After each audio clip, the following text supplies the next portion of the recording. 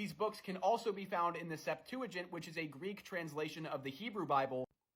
So while the deuterocanonical books can be found in the Septuagint, they cannot be found in the Hebrew Bible or the Tanakh, and there's a really clear reason for that.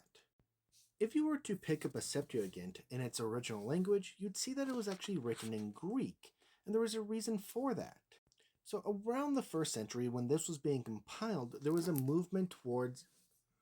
So when this was being translated into Greek, there was a Hellenistic movement within Judaism.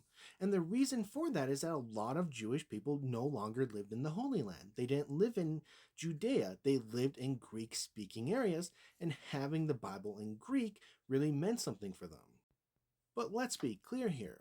When I say the Bible, we're not talking about a formalized canon, because not everyone agreed what books should actually belong in this canon. You had various ideas depending on which sect of Judaism you were within, and whether you were a Palestinian Jew or a Hellenized Jew. Now, while the Septuagint would be important for a little while, it would be more important for the Christians later on.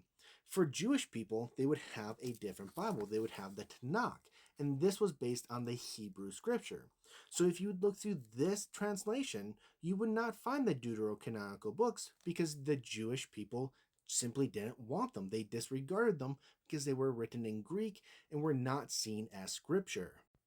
Now, the fact that Jewish people did not see those books as scripture has led some people to argue that same idea, that they just simply don't hold the same weight.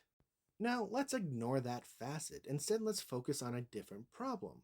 So while one can say that the deuterocanonical books are found in the Septuagint, not all the books within the Septuagint are found within the Catholic Bible.